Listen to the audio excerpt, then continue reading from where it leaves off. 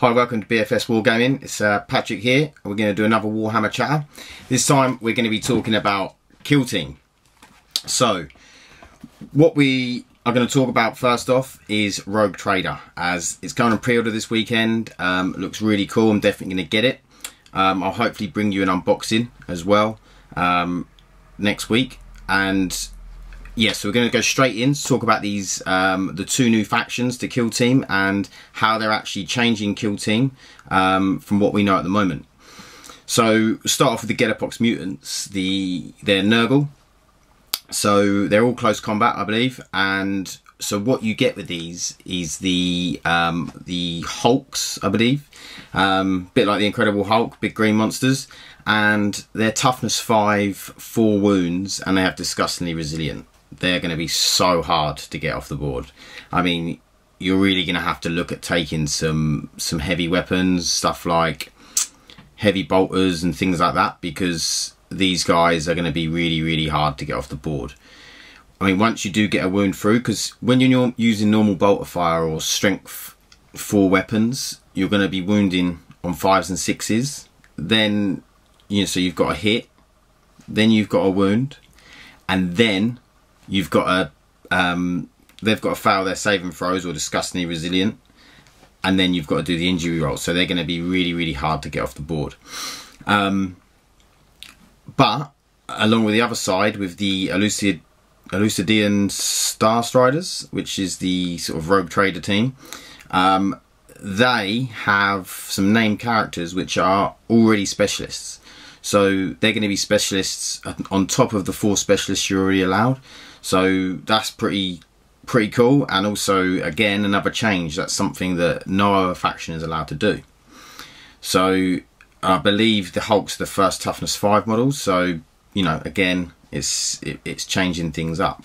I mean, with the Necron Immortals, they do have strength 5 weapons, but again, you're still going to be wounded on 4s. It's going to be tough. So yeah, they're the big sort of changes I can see coming to the rules. I mean, the new factions look great. The Gellerpox Mutants look awesome. A little bit cartoony, which worries me a little bit when you're looking at Nurgle and stuff like that. But I suppose that they'll fit in. And then the Rogue Trader, the Elusidian Starstriders look awesome. They look really cool. And also, what's good is you're going to get mini codexes with these. So mini codexes, so you can use both factions in 40k.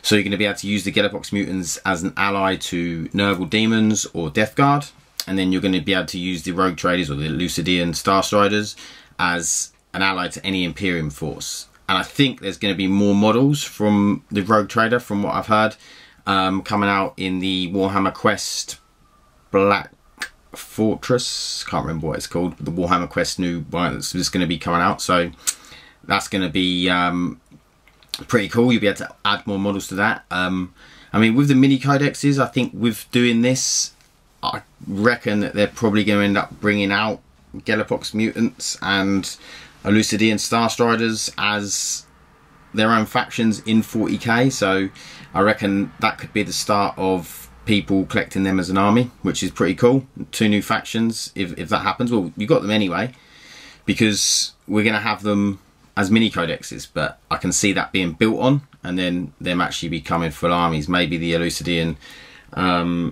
Starstriders getting some vehicles and things like that to because they're meant to be sort of like the navy, if you like. So yeah, maybe getting some big ships and things like that to back them up on the 40k board.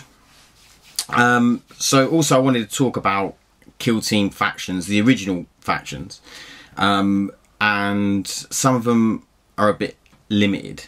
So I mean, like the Tyranids seem to have a lot of options. You know, they've got Termagants, Hormagaunts, Gene Stealers, Tyranid Warriors, and the other one I can't remember that's really good. It's got 4 wounds, and they've got so many options. Whereas if you look at, like, I think the 2 biggest for me that are, so Chaos Space Marines or Heretic Astartes, they are so limited for the amount of character that they have.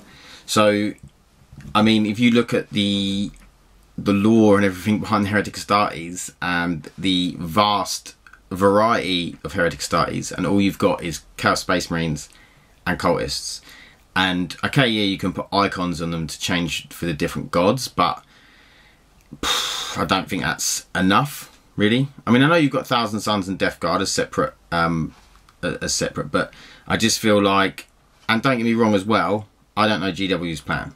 I'm sure GW in the future are going to bring out other things like Emperor's Children, like World Eaters, as separate things in 40k as well as in Kill Team.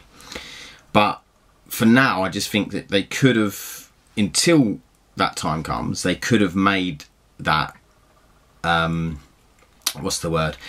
They could have made the weight a lot easier by giving us a little bit more variety with the Heretic Astartes, and also with my other big gripe, I suppose, is with the Adeptus Astartes, because again, I mean, you've got Grey Knights and you've got Death Watch, and then you've got Adeptus Astartes. So for all the Space Wolf players, for all of the Blood Angel players, for all of the Dark Angel players, there's nothing that makes them any different to a normal Space Marine, you know? And I feel like a lot of them players are going to be a little bit annoyed. They're going to be, I mean, because all you have to do is give them all the same rules, but give them a different army rule to make them separate, and give them that little bit of character to make them what makes them a Dark Angel or a Blood Angel or a Space Wolf, you know? And whereas, you know, if you're playing Dark Angels, the only difference between playing Space Wolves and Dark Angels in Kill Team is the fact that they're probably painted a different colour, and that's it. And I think you need to elaborate on that with rules. I mean, because for instance, Drukhari, and again, Drukhari, I don't know why they haven't got racks. They've got Witches and they've got Cabal, but they haven't got any racks, and that's the 3 troop choices. So they've only got 2 troop choices to choose from. And again, you know, GW might be balancing this. It might be a balancing issue. It could be a long list of reasons, but I just, and also, you know, I'm sure they want to have a lot to release over the next, I think they said it was going to go on for, they're supporting it for at least 4 years. So for the next 4 years, they want to be bringing stuff out. You know, they want to keep bringing stuff out for it to keep people's interest, which I completely understand. But I feel like there's enough stuff you can bring out for Kill Team, whether you make up new factions, because there's loads of new factions you could bring into Kill Team, because you don't need that many models, you know. And there's plenty of factions in the lore in Warhammer 40k where you could keep bringing new factions in every now and again, even if it was once a year, and then give other factions little things, new characters, or, you know, maybe the ones that like Death Guard who have got the ability to use psychic abilities but not in Kill Team, you know, you could give them that. And obviously they've set up the rules and they've written the rules for that to happen.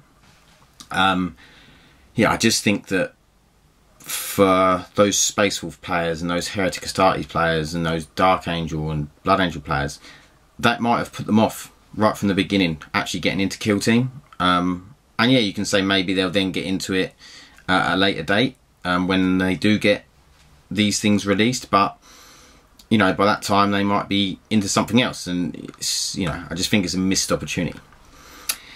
But that's me ranting about Kill Team, and because I love Kill Team. I think it's a brilliant game. I really like the rules. I think they've done a really great job with Kill Team.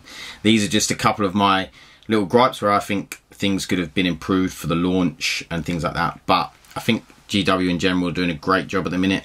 I'm looking forward to seeing how these new factions play and seeing how they play against the other units in the other factions in Kill Team, because at the moment I'm feeling like these Hulks are going to be very tough, and I'm sort of sitting there thinking, oh, how will I play them? Like, how would I kill them? And, you know, which is fun. You've got to come up with new tactics. It's what it's all about, coming up with new ways to try and defeat the opposition. But yeah, that's enough from me. If you give us a like and subscribe if you want, and it should be on the screen somewhere, and we'll see you in the next one. Thanks, bye.